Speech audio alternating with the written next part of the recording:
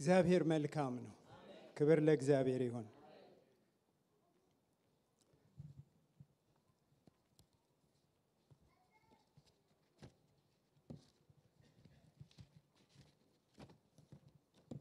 ትንቢተ ኢሳይያስ ምዕራፍ 53ን እናወጣለን።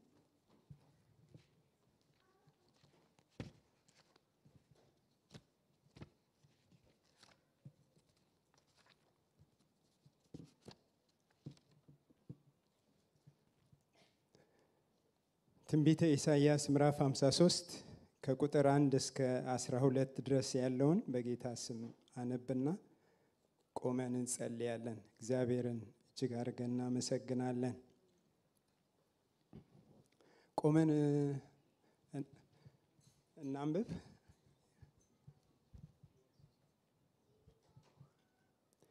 የሰማነውን ነገር ማን አምኗል? የእግዚአብሔርስ ክንድ ለማን ተገልጧል? በፊቱ እንደ ቡቃያ ከደረቅም መሬት እንደ ሥር አድጓል። መልክና ውበት የለውም፣ ባየነውም ጊዜ እንወደው ዘንድ ደምግባት የለውም። የተናቀ ከሰውም የተጠላ የሕማም ሰው ደዌንም የሚያውቅ ነው። ሰውም ፊቱን እንደሚሰውርበት የተናቀ ነው፣ እኛም አላከበርነውም። በእውነት ደዌያችንን ተቀበለ፣ ሕመማችንንም ተሸክሟል። እኛ ግን እንደተመታ በእግዚአብሔር እንደተቀሰፈ እንደተቸገረም ቆጠር ነው። እርሱ ግን ስለ መተላለፋችን ቆሰለ፣ ስለ በደላችን ደቀቀ። የደህንነታችንንም ተግሣጽ በእርሱ ላይ ነበረ፣ በእርሱም ቁስል እኛ ተፈወስን። እኛ ሁላችን እንደ በጎች ተቅበዝብዘን ጠፋን፣ ከእኛ እያንዳንዱ ወደ ገዛ መንገዱ አዘነበለ። እግዚአብሔርም የሁላችንን በደል በእርሱ ላይ አኖረ። ተጨነቀ ተሰቃየም፣ አፉንም አልከፈተም።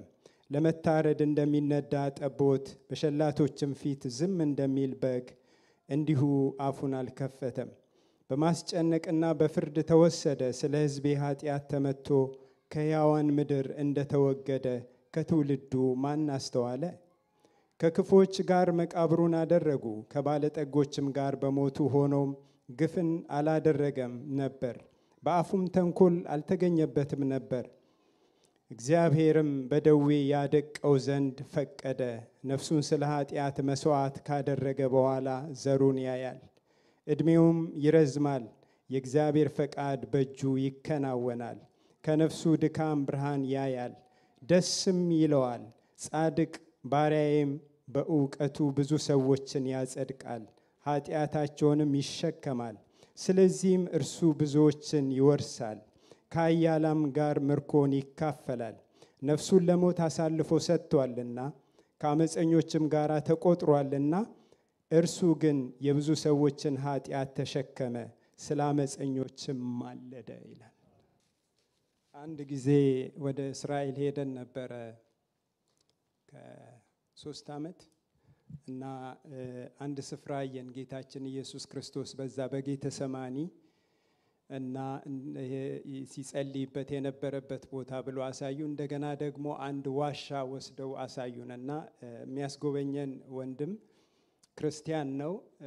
ከመጽሐፍ ቅዱስ ጋር እያጣቀሰ ነበረ እንትን የሚለን እና የሚያስጎበኘን እና ጌታ ኢየሱስ ክርስቶስ አንድ ጊዜ በመጽሐፍ ቅዱስ በወንጌላውያን እንትን ውስጥ ተናግሯል። ለቀበሮች ጉድጓድ አላቸው፣ ለወፎችም ጎጆ አላቸው፣ የሰው ልጅ ግን ራሱን የሚያስጠጋበት ቤት የለውም አለ። የመጨረሻ እንግዲህ ድሃ የሚባል ሰው ቤት የሌለው ነው አይደል? የመጨረሻ ሆምለስ የሆኑ ሰዎች ናቸው አይደል? የመጨረሻ ኑሮ የሚኖሩት እና ኢየሱስ ክርስቶስ እዚህ ውስጥ ያድር ነበር ብሎ ዋሻ አሳዩን። ቀን ቀን ካገለገለ በኋላ እዚህ ነበር የሚያድረው ብሎ አሳዩንና በጣም ኢሞሽናል አደረገኝ። በጣም ኢሞሽናል ያደርጋል ስታየው እና ምክንያቱም በዛን ጊዜ በቃ ኢየሱስ ክርስቶስ በዛ ዋሻ ውስጥ ኢማጂን የእግዚአብሔር ልጅ በጣም ለአይምሮ እንኳን ራሱ ይከብዳል አይደል ለመቀበል የእግዚአብሔር ልጅ እና ብዙዎች የተላለፉት ከጌታ ጋራ ጌታ በጣም ሃምብል ሆኖ ስለመጣ ትሁት ሆኖ ስለመጣ ራሱን ዝቅ አድርጎ ስለመጣ ራሱ ስላዋረደ የእግዚአብሔር ልጅ ነው ብሎ ለመቀበል ከበዳቸው፣ ተላለፉ ከጌታ ጋር። እሱን ነው የሚነግረን ኢሳይያስ ምዕራፍ 53 ላይ ስናየው የሰማነውን ነገር ማን አምኗል? የእግዚአብሔር ክንድ ለማን ተገልጧል ይላል። በብዙ ነቢያቶች ተነግሯል ስለ ኢየሱስ ክርስቶስ፣ ስለ ጌታችን ኢየሱስ ክርስቶስ መወለድ አስቀድሞ መጀመሪያ እንደውም ወንጌልን የሰበከው እግዚአብሔር ራሱ ነው ተብሎ ይነገራል። ምክንያቱም እግዚአብሔር በዘፍጥረት ምዕራፍ 3 ላይ ለሔዋን የተናገራት ካንቺ የሚገኘው ከሴቲቱ የሚገኘው ዘር የእባቡን ራስ ይቀጠቅጣል ብሎ አስቀድሞ ወንጌል የተናገረው ራሱ እግዚአብሔር ነው ይባላልና እውነት ነው። እና ከዛ ጀምሮ ከዘፍጥረት ጀምሮ ስታዩ ብዙን ስለ ኢየሱስ ክርስቶስ ተነግሯል። ነገር ግን እዚህ ላይ ምን ብሎ ይጠይቃል? የሰማነውን ነገር ማን አምኗል ይላል። ማን አምኗል? ብዙ ጊዜ የእግዚአብሔርን ነገር ቶሎ እንዳንቀበል የሚያደርገን አለማመን ነው። እግዚአብሔር ካለማመን ይፈውሰን። አለማመን በቃ የእግዚአብሔርን ነገር ብዙ ነገር እናምናለን፣ ብዙ ነገር እናምናለን። ወደ ሐኪም ቤት ሄደን መድኃኒት ሲያዝልን ሐኪሙ ያለንን ነገር አምነን ያንን መድኃኒት እንወስዳለን። ብዙ ጊዜ የእግዚአብሔርን ነገር ግን ለማመን የእግዚአብሔርም ቃል ምን ይላል? የሰው ልብ ከማመን የዘገየ ነው ይላል። የሰው ልብ ከማመን የዘገየ ነው ይላል። እግዚአብሔር ይርዳን፣ የእምነት ሰዎች ያርገና ነቢዩ ጥያቄ ነው የሚያነሳው። የሰማነውን ነገር ማን አምኗል? ሰምተናል። ስለ ጌታ ኢየሱስ ክርስቶስ የተነገረው ብዙ ነገር ተነግሯል፣ ሰምተናል። ግን የሰማነውን ማን አምኗል ይላል። የእግዚአብሔርስ ክንድ ለማን ተገልጧል? የእግዚአብሔር ክንድ ተገልጧል። ግን ይህን የተገለጠውን የእግዚአብሔር ክንድ ጥያቄ ነው የሚያነሳው። ምክንያቱም ሰው በሚጠብቀው መንገድ እግዚአብሔር አይመጣም። የእግዚአብሔር አመጣጥ ይለያል። ክብር ለእግዚአብሔር ይሁን። እግዚአብሔር በራሱ መንገድ ነው የሚመጣው። በራሱ መንገድ መጥቶ ያድናል እግዚአብሔር። ዛሬም የእግዚአብሔር አሰራር እንግዳ ነው ወገኖች፣ አይለመድም። ትላንት በሰራው ዛሬ አይሰራም እግዚአብሔር። ብዙ ጊዜ እኛ ከለመድነው ውጪ ሲሆን መቀበል ያቅተናል። እግዚአብሔር በየጊዜው አዲስ ነው። ክብር ለእግዚአብሔር ይሁን። አዲስ አሰራር አለው፣ አዲስ ነገር አለው እግዚአብሔር። ጌታ የተመሰገነ ይሁን። የእግዚአብሔር ክንድ ለማን ተገልጧል? በፊቱ እንደ ቡቃያ ከደረቅ መሬት እንደ ስር አድጓል ይላል። እንደ ቡቃያ ከደረቅ ምድር ከደረቅ መሬት እንደ ስር አድጓል ይላል። ደረቅ መሬት ላይ ወይም ደረቅ ምድር ላይ የሆነ ነገር ይበቅላል ተብሎ አይጠበቅም። ምክንያቱም ደረቅ ነዋ፣ አያበቅልም። ስለ ኢየሱስ ክርስቶስ ግን ሲናገር ከደረቅ መሬት እንደወጣ ስር ይላል። ከደረቅ መሬት እንደወጣ እንደ ስር አድጓል ይላል። ኢየሱስ ክርስቶስ በትውልዱ ከናዝሪት ነው አይደል የመጣው?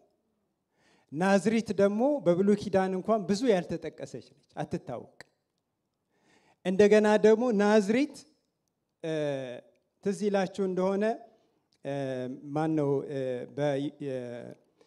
ከናዝሪት መልካም ነገር ሊወጣ ይችላልን አለ ፊልጶስ።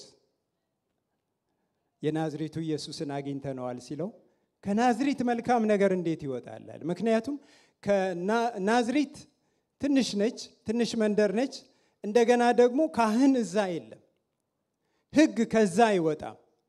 ስለዚህ ኢየሱስ ክርስቶስ እንዴት ከዛ ይወጣል? መሲሁ እንዴት ከዛ ይወጣል? ሕግ ከሌለበት ከዛ ከናዝሪት እንዴት ይመጣል?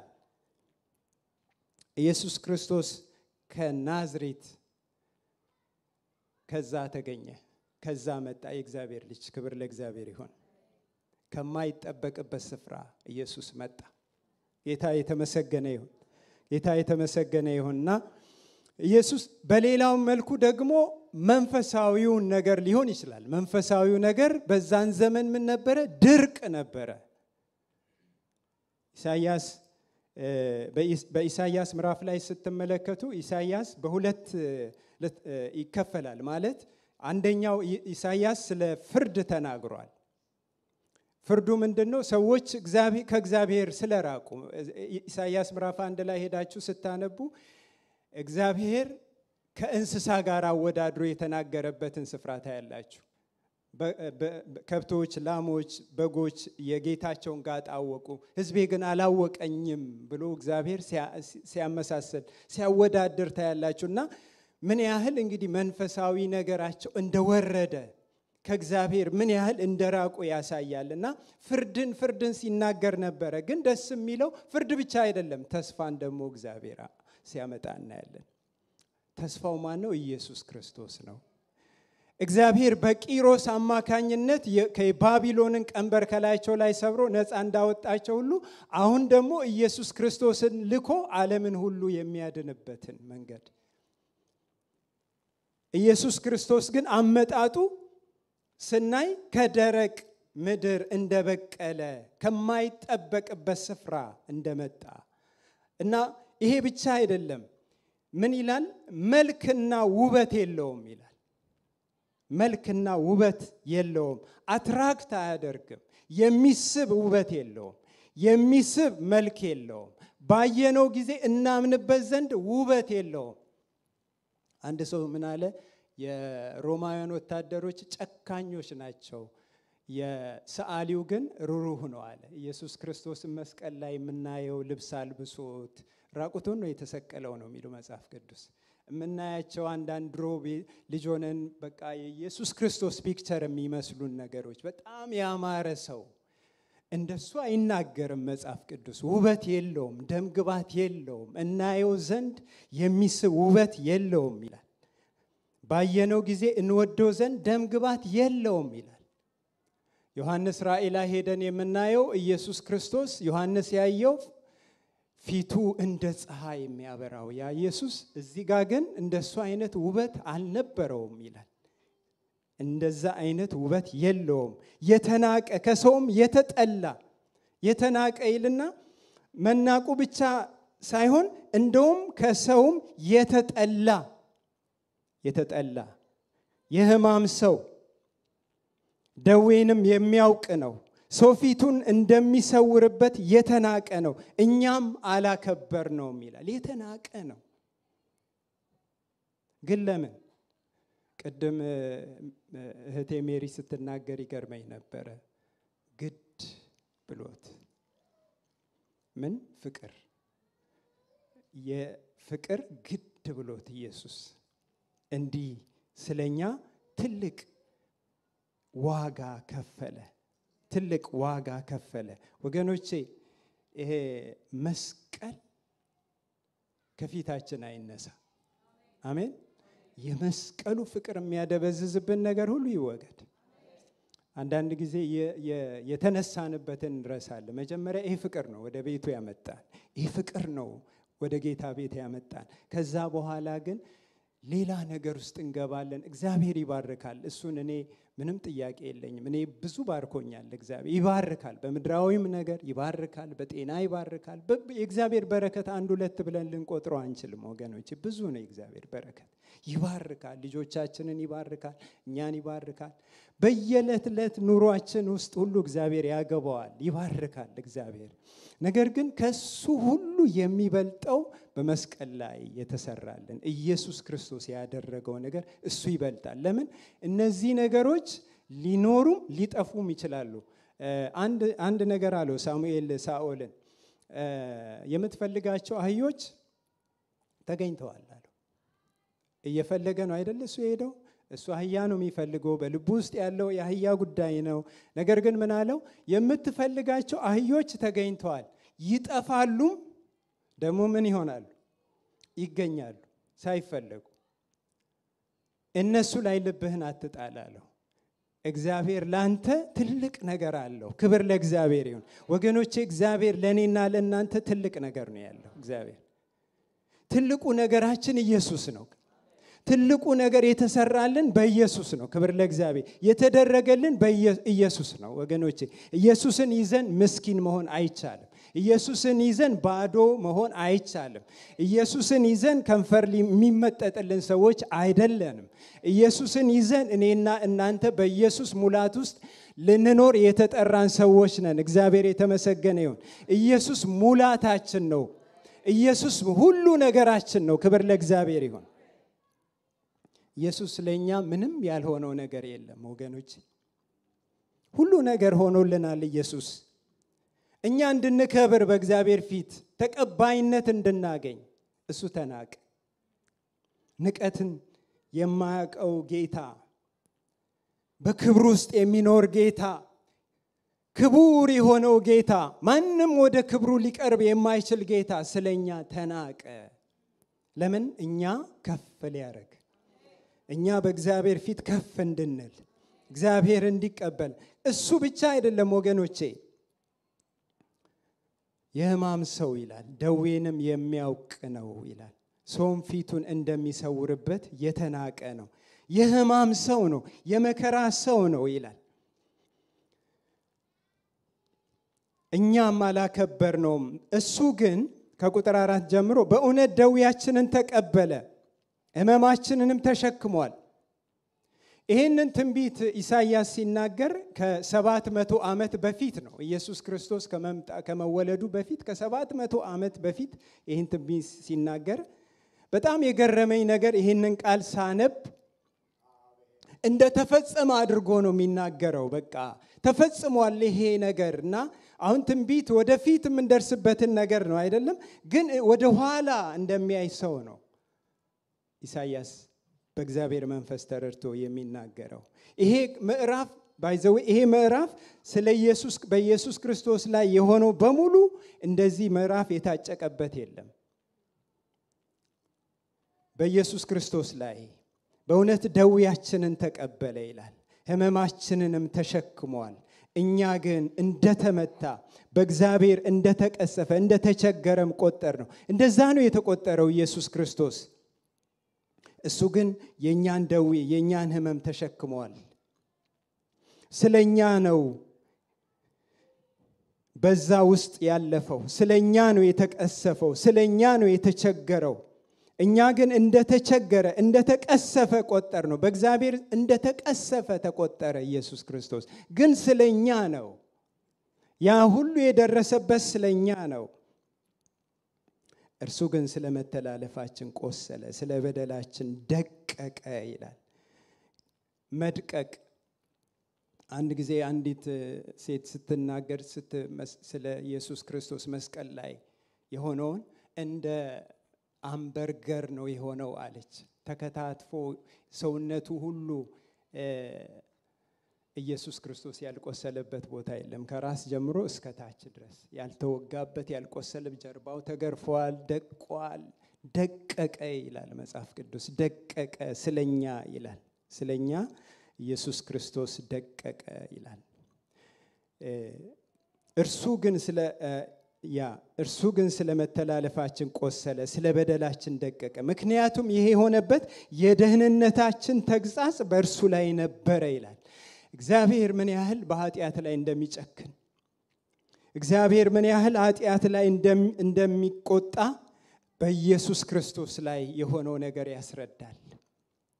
እግዚአብሔር የደህንነታችን ተግሣጽ የእግዚአብሔርን ተግሣጽ ኢየሱስ ክርስቶስ ተሸከመ። በእርሱ ቁስል እኛ ተፈወስን ይላል። እግዚአብሔር የተመሰገነ ይሁን። በኢየሱስ ክርስቶስ ቁስል እኛ ተፈወስን። ይሄ ቃል በአዲስ ኪዳን ውስጥ አለ። ሉቃስ ወንጌል ምዕራፍ 18 ላይ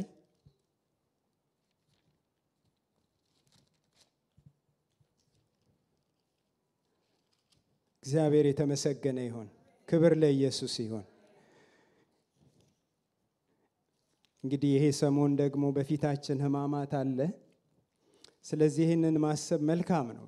ለነገሩ በየቀኑ ልናስበው የሚገባ ነገር ነው እንጂ በዓመት ጠብቀን አንዴ አይደለም። እኛ ኢየሱስ ክርስቶስ ያደረገልን ነገር ሁሌ ልናስበው የሚገባ ነው። 12ቱንም ወደሱ አቅርቦ እንዲህ አላቸው ይላል። እነሆ ወደ ኢየሩሳሌም እንወጣለን፣ ስለ ሰው ልጅም በነቢያት የተጻፈ ሁሉ ይፈጸማል አለ ኢየሱስ ክርስቶስ። በነቢያት የተጻፈው ሁሉ ይፈጸማል ብሎ ሲናገር እናያለን። በዮሐንስ ወንጌል ምዕራፍ 1 ላይ ደግሞ ከቁጥር 10 ጀምሮ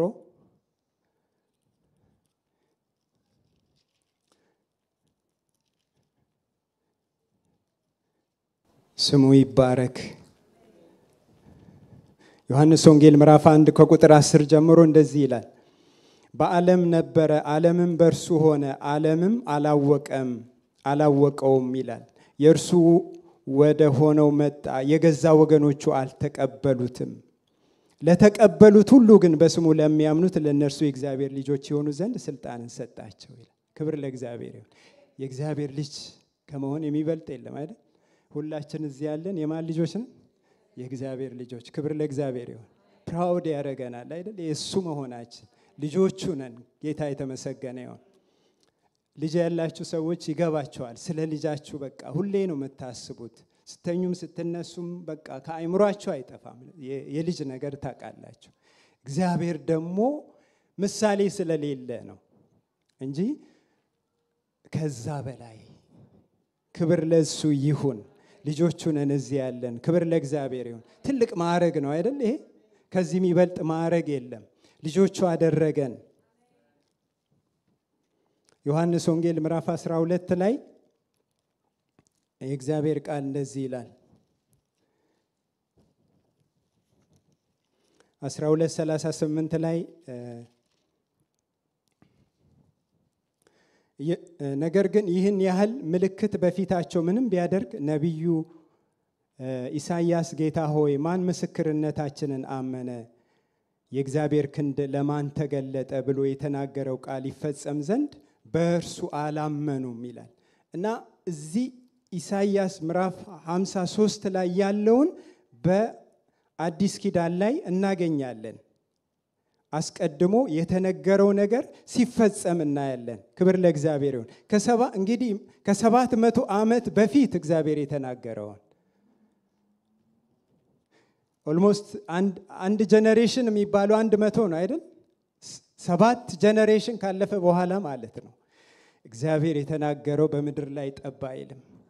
እግዚአብሔር የተናገረው ይሆናል ወገኖች። ቅድም ወንድማችን ሲዘምር ሲያስመልከን ሲዘምር በዝማሬው እንደተላለፈልን እግዚአብሔር የተናገረውን ወገኖች ያደርጋል። ክብር ለእግዚአብሔር ይሁን። እግዚአብሔር በህይወታችሁ ምን ተናግሯል? ይሆናል። ጌታ የተመሰገነ ይሁን። ዘመን ቢያስቆጥር እግዚአብሔር ያለው ይሆናል። ክብር ለእግዚአብሔር ይሁን። እግዚአብሔር የተናገረውን አስቀድሞ የተናገረው እያንዳንዱ ነገር በኢየሱስ ክርስቶስ ላይ ሆነ። ለምን? የእግዚአብሔር ቃል ይፈጸም ዘንድ ግድ ነው። ይፈጸም ዘንድ ግድ ስለሆነ እግዚአብሔር የተመሰገነ ይሁን። እርሱ ግን ስለ መተላለፋችን ቆሰለ፣ ስለ በደላችን ደቀቀ። የደህንነታችን ተግሣጽ በእርሱ ላይ ነበረ፣ በእርሱ ቁስል እኛ ተፈወስን። ይሄ ተፈወስን የሚለው ነገር አንዳንድ ሰዎች ምን ይላሉ? አይ ይሄ ፈውስ የኃጢአት ፈውስ ብቻ ነው እንጂ ስጋን አያጠቃልልም የሚሉ ሰዎች አሉ። እኔ ግን ሁለቱንም ነው ብዬ ነው የማስበው። ነፍሳችንንም ፈወሰ፣ ስጋችንንም ፈወሰ። የሚያስቀረው ነገር እግዚአብሔር የለም። ክብር ለእግዚአብሔር ይሁን። በሱ ቁስል ተፈወሳችሁ ይላል። ይህን ደግሞ በእግዚአብሔር ቃል ላይ እናገኛለንና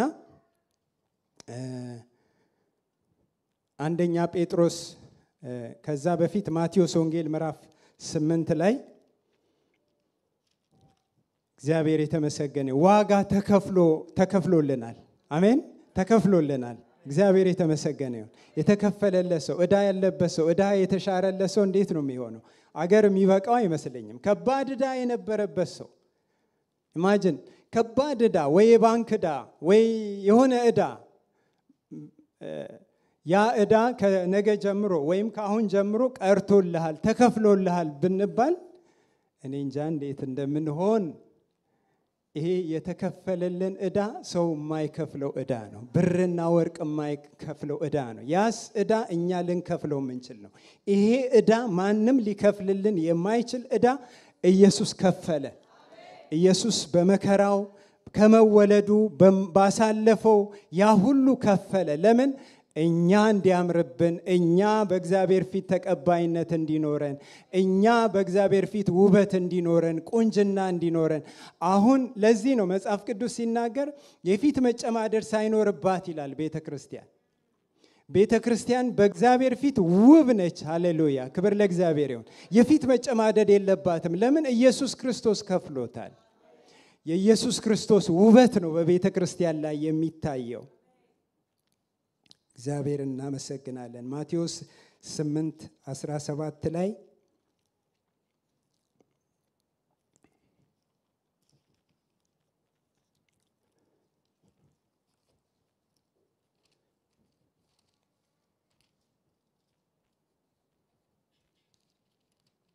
8:17 ላይ የእግዚአብሔር ቃል እንደዚህ ይላል።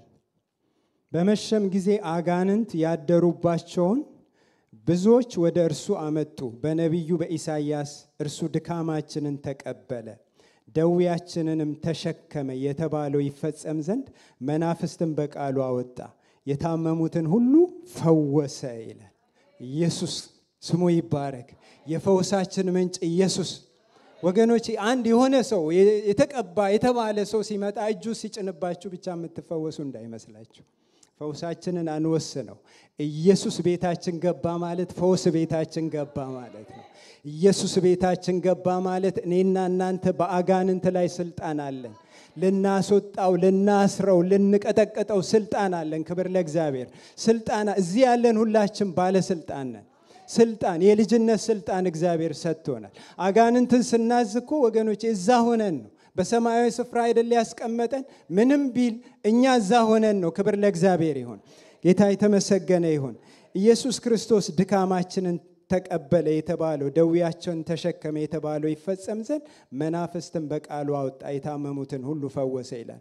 አንደኛ ጴጥሮስ ላይም 2:24 ላይ እንደዚሁ ከዚህ ጋር ተመሳሳይ ቃል እናገኛለን።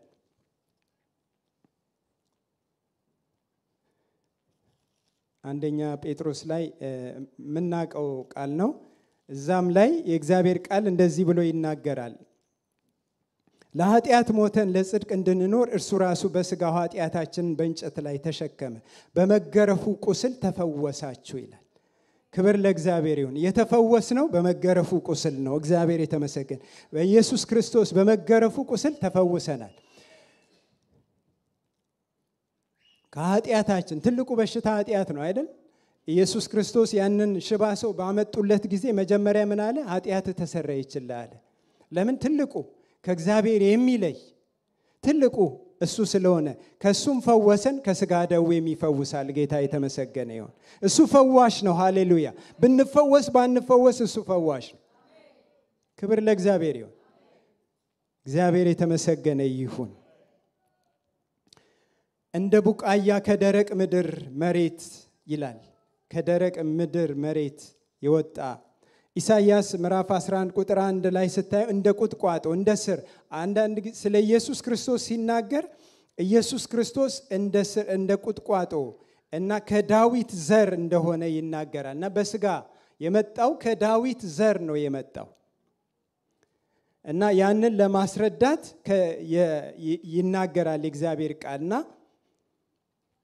እግዚአብሔር በስጋ ከዳዊት ዘር የመጣ እንደሆነ ይናገራል። እግዚአብሔር የተመሰገነ ይሁን። ቶሎ ፈጠን አድርጌ ከዛ በኋላ ትንሽ ብንጸልይ ደስ ይለኛል። ምክንያቱም ኢየሱስ ዋጋ ከፍሎልናል ወገኖች። ዋጋው ኢየሱስ ክርስቶስ ከፍሎልናል። ሃሌሉያ። ስለዚህ ዛሬ እንጸልያለን። እግዚአብሔር በዚህ ውስጥ አልፎ እኛን ይጎበኛል። ሃሌሉያ። የሚጎበኘን ስለምንም አይደለም፣ ስለ ኢየሱስ ብሎ ግን ይጎበኘናል። ሃሌሉያ። ስለ ኢየሱስ እንጎበኝ ዘንድ ደግሞ ግድ ነው። ክብር ለእግዚአብሔር ይሁን። ከፍሏል ኢየሱስ በላይ ሆኖ ኢየሱስ ክርስቶስ ምን እያደረገ ነው? ስለኛ እያማለደ ነው። ሃሌሉያ። ስለኛ እየማለደ ነው። እግዚአብሔር የተመሰገነ ይሁን እና እግዚአብሔር እናመሰግናለን። የሰው ልጅ ነፍሱን ለብዙዎች ቤዛ ሊሰጥ እንጂ ስለሌላ እንዳልመጣ ጌታ ኢየሱስ ክርስቶስ በማቴዎስ ወንጌል ምዕራፍ 20 ላይ ሲናገር እናያለን። ለሰው ልጆች ሁሉ ቤዛ ሊሰጥ ነፍሱን መጣ ብሎ ይናገራል። ምዕራፍ 20 ላይ ቁጥር 28 ላይ እንደዚህ ይላል፣ የሰው ልጅ ሊያገለግል ነፍሱንም ለብዙዎች ቤዛ ሊሰጥ እንጂ እንዲያገለግሉት አልመጣም ይላል። እንግዲህ ኢየሱስ ክርስቶስ የመጣው ለምንድን ነው?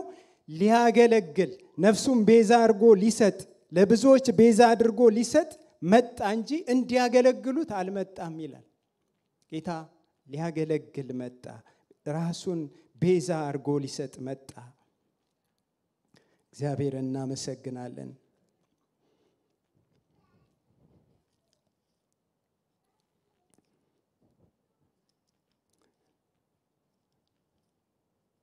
ወደዚህ ወደ ኢሳይያስ ምዕራፍ 53 ላይ መልሳችሁና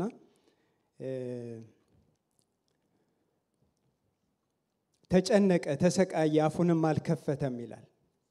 ይሄ የሚያሳየው ኢየሱስ ክርስቶስ በጲላጦስ ፊት ሲቆም እንደገናም ደግሞ ጌታ ኢየሱስ ክርስቶስ በመስቀል ላይ ሲያጣጥር ተጨነቀ፣ ተሰቃየ፣ ግን አፉንም አልከፈተም። ለመታረድ እንደሚነዳ ጠቦት በሸላቶች ፊት ዝም እንደሚል በግ እንዲሁ አፉን አልከፈተም ብሎ ይናገራልና እንደ በግ ለእርድ ሲነዳ ዝም ብሎ እንደሚነዳ ኢየሱስ ክርስቶስ የእግዚአብሔር በግ ይለዋል መጽሐፍ ቅዱስ። የዓለምን ኃጢአት የሚያስወግድ የእግዚአብሔር በግ ይለዋል።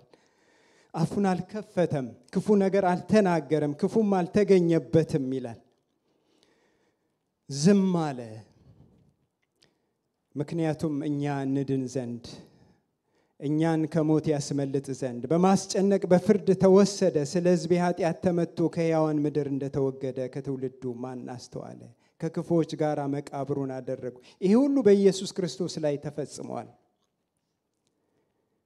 ይሄ ሁሉ ያደረገበት ምክንያት ደግሞ ከቁጥር 10 ደግሞ ጀምሮ ስናይ እግዚአብሔር በደዌ ያደቀው ዘንድ ፈቀደ። ነፍሱ ስለ ኃጢአት መስዋዕት ካደረገ በኋላ ዘሩን ያያል ይላል።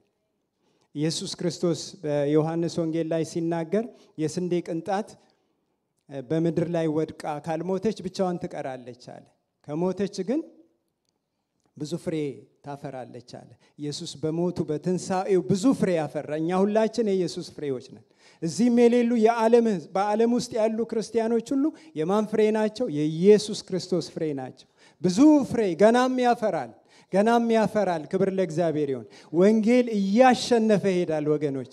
ወንጌል እያሸነፈ ይሄዳል። ምንም ነገር ቢሆን እያሸነፈ ይሄዳል። ክብር ለእግዚአብሔር ይሁን። የእግዚአብሔር ቃል አይቆምም። ጌታ የተመሰገነ ይሁን። አይቆምም። የፈለገ የሚገዳደር ቢኖር እያሸነፈ ይሄዳል። ሃሌሉያ። ወንጌል እኮ በመስማማት በምን አይደለም እዚህ የደረሰው አይደል እንዴ? በመስማማት በቃ እንስማማ በማለት አይደለም።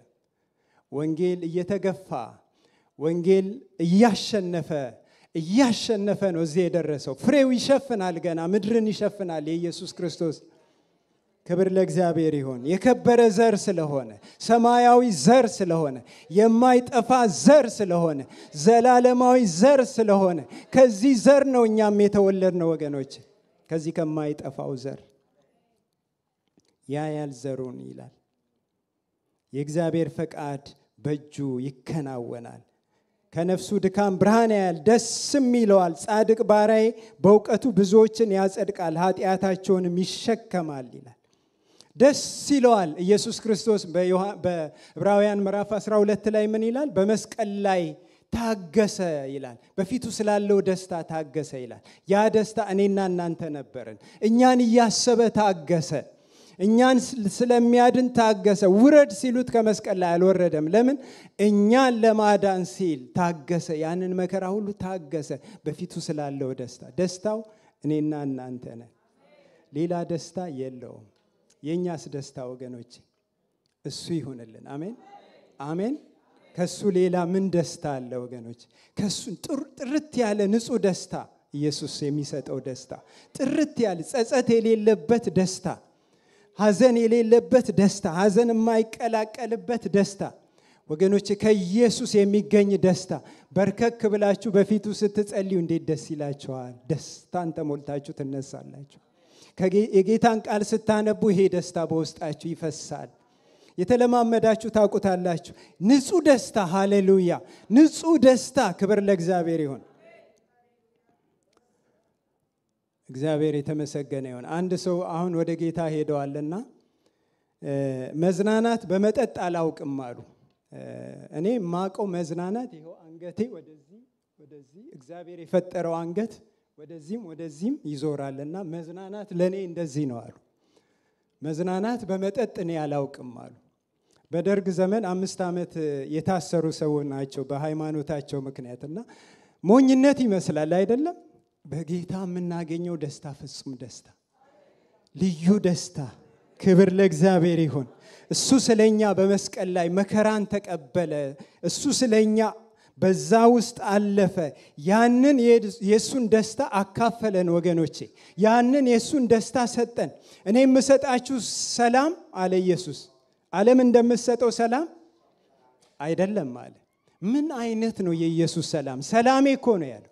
እኔ የምሰጣችሁ ሰላም የኔ ሰላም አለ። ሲሄድ እንኳን የኔን ሰላም እተውላችኋለሁ አለ። የኔን ሰላም አለ ኢየሱስ ክርስቶስ። ምን አይነት ሰላም ነው ያ ሰላም? ኢየሱስ ክርስቶስ በታንኳ ላይ በሚሄዱበት ሰዓት ጀልባ ውስጥ ሆኖ ተኝቶ እያለ እነሱ በዛ በታንኳ ላይ ሲሄዱ ማዕበሉ ወጀቡ ሲያናውጥ እሱ ግን ለጥ ብሎ ተኝቷል። ያን ሰላም ኢየሱስ ይሰጣል። በወጀብና በአውሎ ነፋስ ውስጥ ሰላም፣ በሚያስጨንቅ ነገር ውስጥ ሰላም፣ በሚያውክ ነገር ውስጥ ሰላም። የኔን ሰላም አለ ኢየሱስ።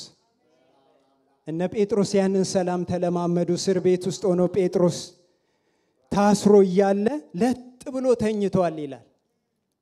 መልአክ መጥቶ እስኪቀሰቅሰው ድረስ ነገ እኮ ሊገደል ነው። እንዴት አይነት እንቅልፍ ነው የወሰደው! እንዴት አይነት ሰላም ነው! ያ ሰላም የኢየሱስ ሰላም። ክብር ለእግዚአብሔር። ያ ሰላም ተለማምደው ታለፉ ወገኖቼ።